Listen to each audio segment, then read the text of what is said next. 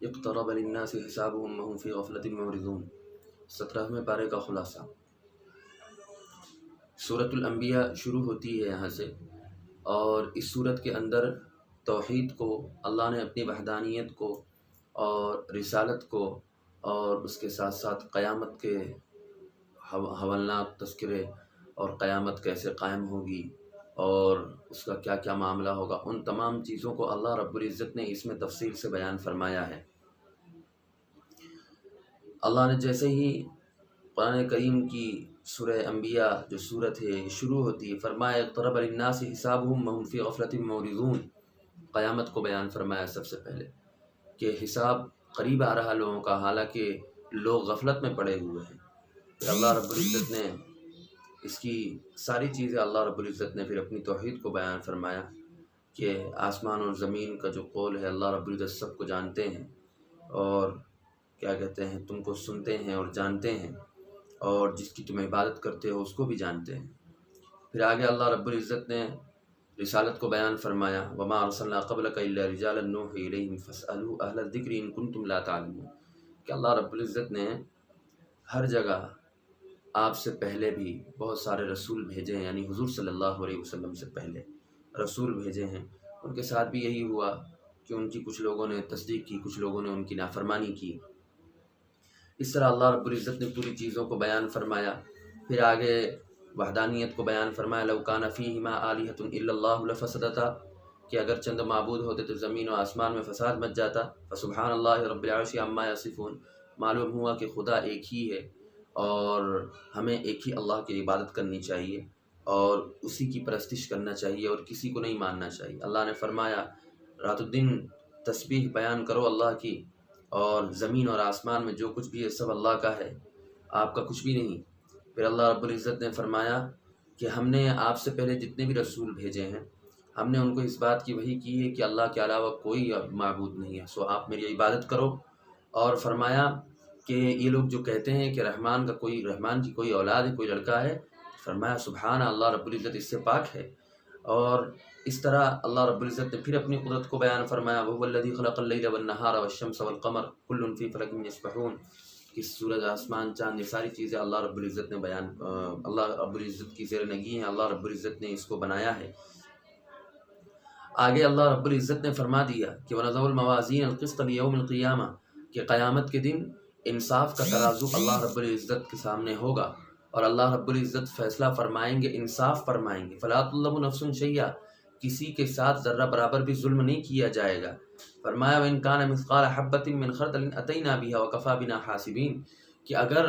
آپ نے ایک رتی برابر بھی کوئی کام کیا ہے، کوئی نیکی کی ہے یا کوئی گناہ کیا ہے، تو اللہ رب العزت کے ہاں اس کا بھی حساب ہوگا، اور اللہ رب العزت اس کی بھی سزا اور اس کی جو جزا ہوگی وہ دونوں اللہ رب العزت ہمیں اور آپ کو دے گا۔ اس لیے ہمیں اللہ سے خوف کرنا چاہیے، اللہ سے ڈرنا چاہیے، اور دعا مانگنا چاہیے کہ اللہ ہمارا حساب و کتاب آسان فرمائے۔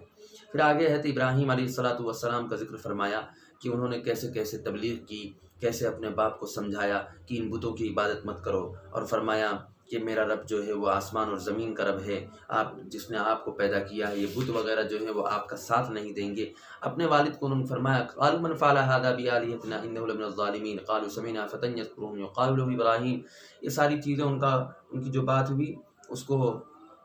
بیان فرمایا کہ حضرت ابراہیم علیہ السلام گئے اور سارے بتوں کو توڑ دیا، اور اس کے بعد جو ان کا بڑا تھا اس کے اوپر اپنی کلہاڑی لٹکا دی۔ یہ ساری چیزیں اس کے اندر نقل کی گئی ہیں۔ اور ابراہیم علیہ السلام نے فرمایا افتعبدون من دون اللہ ما لا ينفعكم شيئا ولا يضركم، تم ایسے کی عبادت کرتے ہو اللہ کو چھوڑ کر جو نہ تم کو کچھ نفع پہنچاتا نہ تم کو نقصان پہنچاتا ہے۔ پھر آگے اللہ رب العزت نے بیان فرمایا کہ حضرت ابراہیم علیہ السلام کے خلاف سازشی ہوئی اور ان کو آگ میں جلانے کی کوشش کی گئی، لیکن کیا ہوا؟ اللہ نے فرمایا قلنا یا نار کونی بردا وسلاما علی ابراہیم، ہم نے آگ کو حکم دیا کہ ابراہیم کے لیے ٹھنڈی ہو جائے اور سلامتی والی بن جائے۔ پھر آگے لوط علیہ السلام کا ذکر ہے، پھر اسحاق کا ذکر ہے، یعقوب کا ذکر ہے، تقریباً 17-18 انبیاء کرام علیہ السلام کا ذکر اس صورت کے اندر ہے۔ آگے اللہ رب العزت نے لوط کا ذکر فرمایا، پھر نوح علیہ السلام کا ذکر فرمایا، پھر سلیمان علیہ السلام کا ذکر فرمایا، پھر آگے ایوب علیہ السلام کا ذکر فرمایا، پھر اس کے بعد اسماعیل کا، ادریس کا، ذوالکفل کا، ذوالنون کا، پھر اس کے بعد زکریا کا، یحییٰ کا، اور بہت سارے انبیاء کرام علیہ السلام کا، کچھ کا تفصیل سے بیان فرمایا ہے اور کچھ کا صرف نام لے لے کر اللہ رب العزت نے بیان فرمایا ہے۔ پھر اس کے بعد اللہ رب العزت نے وہ یاجوج ماجوج کا ذکر فرمایا ہے کہ جب قیامت قائم ہوگی تو یاجوج ماجوج کو کھول دیا جائے گا اور وہ اوپر سے بلندی سے نیچے کی طرف آ رہے ہوں گے، اور فرمایا وقترب الوعد الحق، پھر جو حق کا وعدہ تھا، اللہ رب العزت کا وعدہ جو تھا وہ قریب ہو جائے گا اور پھر قیامت قائم ہو جائے گی، اور پھر اللہ رب العزت ہمیں ہماری حفاظت فرمائے، ہمارے ساتھ جو بھی معاملہ ہو اچھا ہو۔ اللہ رب العزت نے اپنی قدرت کو بیان فرمایا اور یہ بھی بیان فرمایا کہ جو نام اعمال ہوں گے وہ اللہ رب العزت کے ہاں محفوظ ہیں۔ اللہ قیامت دن سب کچھ کھول کر تمہارے سامنے بیان فرمائے گا۔ آگے اللہ رب العزت نے حضور صلی اللہ علیہ وسلم کی صفات کو بیان فرمایا اور آپ کو تسلی بھی دی ہے۔ فرمایا وما ارسلناک الا رحمۃ للعالمین، حضور صلی اللہ علیہ وسلم تمام عالمین کے لیے رحمت بنا کر بھیجے گئے ہیں، اور فرمایا کہ اگر یہ آپ سے روگردانی کرتے ہیں اور آپ کی بات کو نہیں مانتے ہیں تو آپ بالکل بھی پریشان نہ ہوئیے۔ اللہ رب العزت نے آخر میں بیان فرما دیا، حضور صلی اللہ علیہ وسلم کیا دعا فرماتے، قال رب احکم بالحق، فرمایا کہ ہمارے رب حق کو واضح کروا دیجئے اور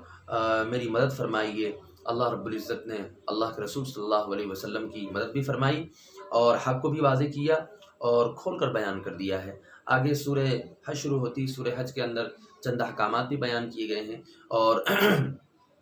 قیامت کا وقت، قیامت کا واقعہ اور قیامت کی حولناکی کا اور جہنم کی حولناکی کا ذکر فرمایا گیا ہے۔ چنانچہ جیسے ہی آیت شروع ہوتی فرماتے ہیں لوگوں اپنے رب سے ڈرو، ان زلزلۃ الساعۃ شیء عظیم، قیامت کا جو زلزلہ ہے وہ بہت سخت ہے۔ آگے اس کا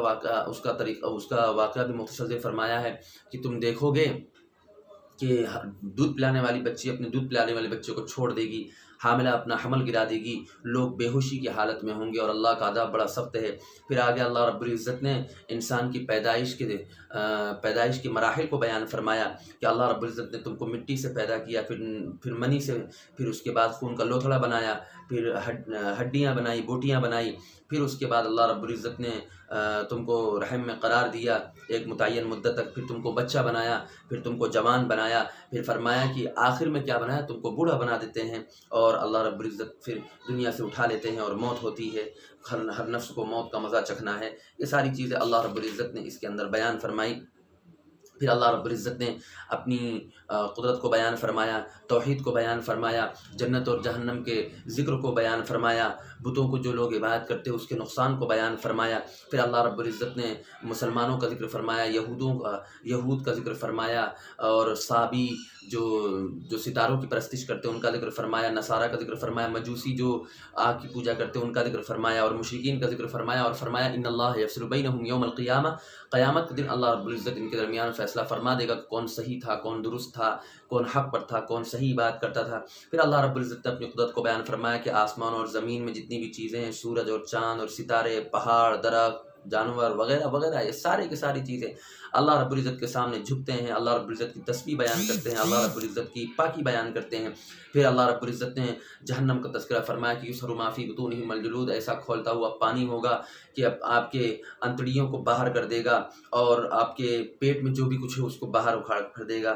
اللہ رب العزت ہماری حفاظت فرمائے۔ پھر جنت اور جہنم کا ذکر فرمایا، پھر حج کا ذکر فرمایا کہ حضرت ابراہیم علیہ السلام نے پہاڑ کے اوپر چڑھ کر اعلان کیا، اللہ رب العزت نے وہ جو آواز تھی اس کو پوری دنیا میں پھیلا دیا، اور اس طرح حج کے متعلق اعلان ہوا۔ اس کے بعد پھر قربانی کے متعلق اعلان ہوا اور یہ بیان فرما دیا کہ قربانی جو ہوتی ہے اس سے مخصوص صرف اللہ رب العزت کو تقویٰ ہے، اللہ تمہارے تقویٰ دیکھنا چاہتا ہے۔ پھر اس کے بعد اللہ رب العزت نے بیان فرمایا کہ مسلمانوں اسلام جو لوگ مسلمان ہیں ان کی خاصیت کو بیان فرمایا کہ مومن وہ ہوتے ہیں الذین اذا ذکر اللہ وجلت قلوبہم، جن کے دل اللہ سے ڈرتے ہیں اور صبر کرتے ہیں مصیبتوں پر اور نماز کو قائم کرتے ہیں اور اللہ کے راستے میں خرچ کرتے ہیں۔ پھر اللہ رب العزت نے توحید کو بیان فرمایا ہر جگہ، کہیں کہیں مختصر کچھ قوموں کا، قوم لوط کا، قوم نوح کا، قوم عاد کا، قوم سمود کا تذکرہ فرمایا ہے اور اپنے نبیوں کی رسالت کو بیان فرمایا ہے۔ اور پھر کا کچھ منظر ہلکا پھلکا ذکر فرمایا ہے، اور پھر اس کے بعد اللہ رب العزت نے اپنی قدرت کو بیان فرمایا ہے، اور آخر میں بیان فرما دیا ضعف الطالب والمطلوب، کہ تم جن کی عبادت کرتے ہو اور جو لوگ عبادت کرتے ہیں، طالب بھی کمزور ہے، مطلوب بھی کمزور ہے، اس لیے سب کو چھوڑ کر صرف اللہ کی عبادت کرو، کسی اور کی عبادت نہ کرو۔ یہ پیغام ہے اللہ رب العزت نے قرآن کریم کے 17ویں پارے میں اور سورہ انبیاء سورہ حج میں یہ پیغام دیا ہے۔ پھر آخر میں فرمایا کہ اللہ ہی کیا ہے، ہوا مولاکم، تمہارا اللہ ہے، تمہارا مولا ہے، نعم المولا و نعم النصیر، وہی ہمارا کارساز ہے، وہی ہمارا مددگار ہے۔ اللہ عمل کی توفیق نصیب فرمائے۔ وآخر دعوانا